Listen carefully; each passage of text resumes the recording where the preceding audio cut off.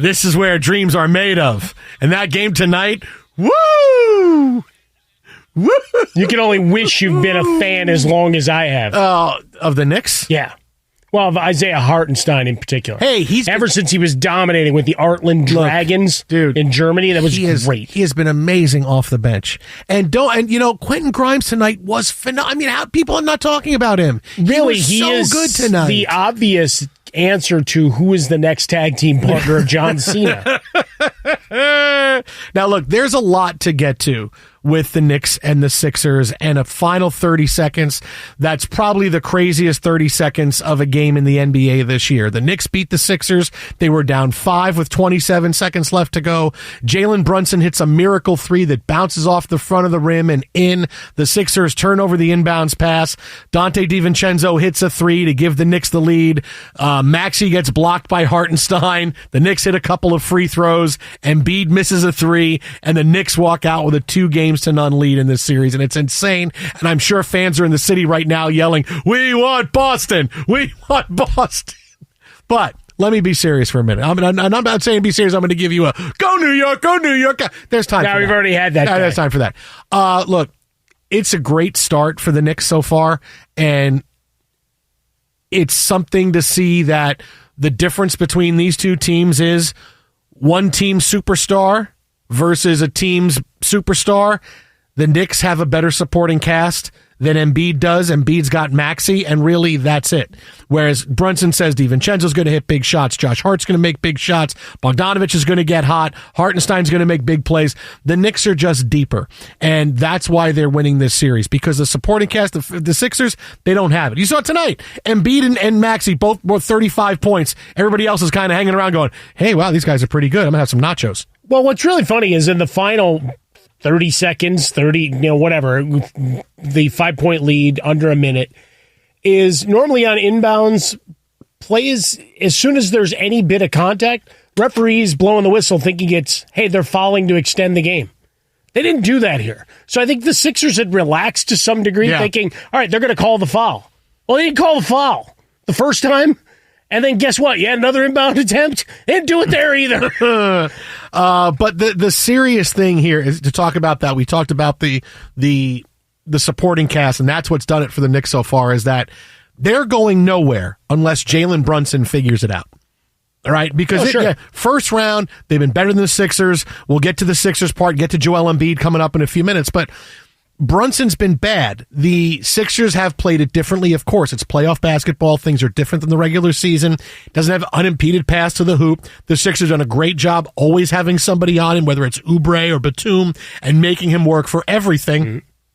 He shot horribly tonight. He looked exhausted tonight because, the Sixers are putting pressure on him every single time he's got the ball. He's got to figure it out.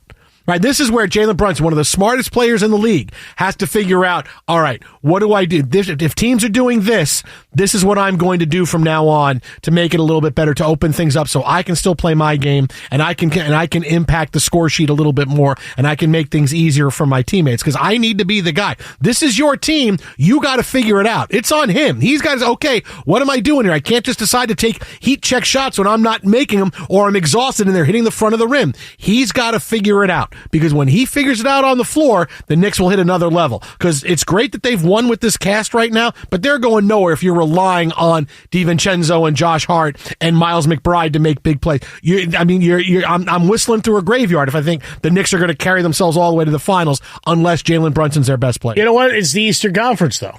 What have we talked about all along? Some balance, some definition, and a lot of question marks, except for what Boston brings to the table.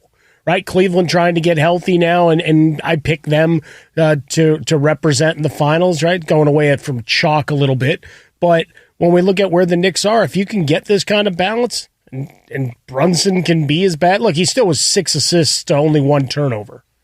Now you offset how much is a turnover worth versus another 3 bad shots. You can have that discussion all you want. His 8 of 29 tonight, but you get a victory, and Josh Hart's been fantastic. We've talked about Hartenstein all season long, and DiVincenzo, very unheralded arrival, right? A guy that found himself kind of out of the sorts there in Milwaukee. He's found himself a home and is hitting big shots for you and Tom Thibodeau. I mean, it's amazing. I love how suddenly, look at what this sporting cast is, but they're going nowhere unless Brunson figures it out. You're still 2-0 and he's been awful. I know. You'll be fine. He's got to figure it out. I am opening up my second victory Diet Coke of the night because the Knicks beat the Sixers in a game that they were never going to win. Yeah, there we go. You know what that Diet Coke tastes like? It tastes like Diet Coke? It tastes like victory. That's it. They should have that Diet Coke victory flavor. Like, tell me you wouldn't buy that. Like, that Coke has all these crazy ass flavors now. This is Stardust, and then this is spiced. Yes, and this is. I've not tried that yet. Oh, it's terrible. Don't have it. Like, what are you doing? I'm trying to add sponsors to the show, showing the wide range of products and variations you can bring, and all you did was, again, you're taking the shovel to the back of the head. Come on. Here's earthworm flavored. Here's grass flavored. Here's booger flavored. No. But if you did one that was just victory, I'd buy that one in a second. Are you kidding? You know, like Diet Coke you would buy if it said victory on it? This Coke tastes, I want to taste it. Because I'd buy it for it tastes like victory. That's what I'm doing right now. And what a case is a signed Johnny drama. You know what this Diet Coke tastes like right now? Like Diet Coke?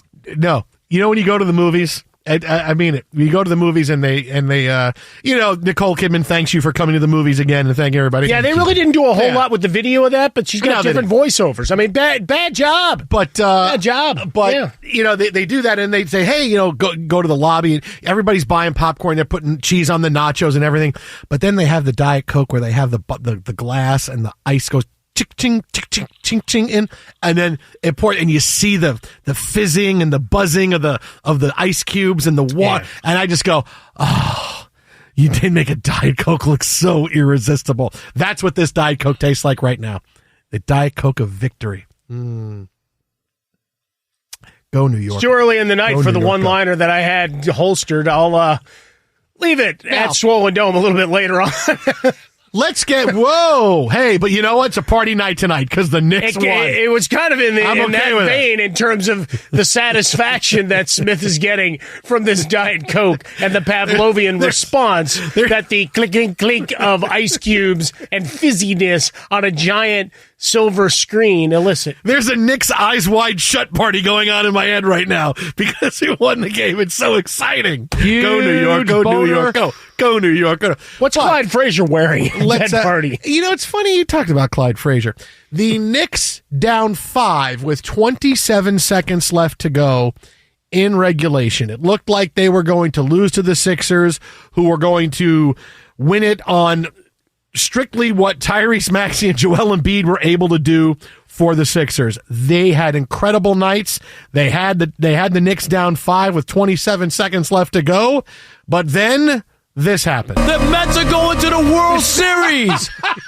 That's powerful. It is very powerful. Yes, very uplifting. Yeah, it's very. It's like he's very much, holding a revival there. Yes, right. Yeah. It's like listening to listening to a graduation speech when they go out in the real world and now go do it. Where's my check? Tyrese Maxey gets blocked by Isaiah Hartenstein, tries to take it right to the cup. Anunoby hits a couple of free throws, and then Joel Embiid misses a desperation 3 at the buzzer. The Knicks win it 104-101. I mean, look, there's so much drama just in the last 27 seconds. So let's deal with it as it comes along. Nick Nurse, Sixers head coach, is a little upset right now because he said he tried to call timeout after the Brunson 3. When the Sixers looked like they were having trouble getting the ball in bounds, he was trying to call timeout. And if you see the replay, he definitely is making a timeout motion, but then he stops.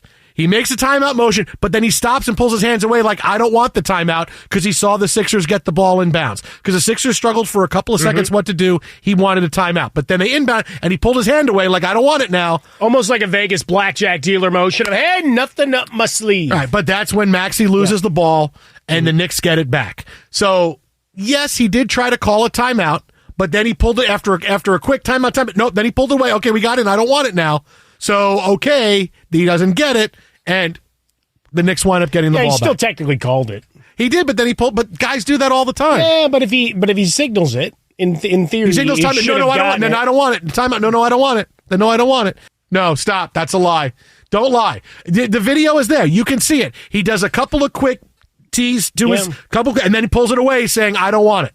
So, yes, he did try to, but then he pulled away. It wasn't like he was going, timeout, timeout, timeout, timeout, timeout. I want a timeout. Okay, they blow the whistle for a timeout. This was timeout, timeout. Okay, so it was less than a second that he was calling for a timeout before he pulled it away. So, sorry, take the L.